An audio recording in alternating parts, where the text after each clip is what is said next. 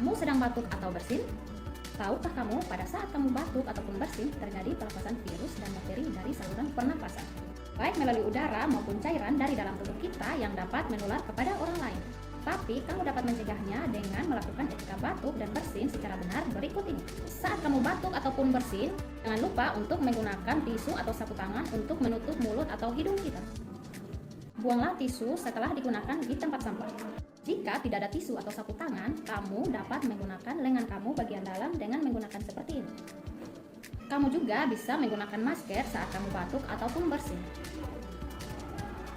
Segeralah untuk cuci tangan kamu di air yang mengalir atau kamu bisa menggunakan antiseptik berbasis alkohol.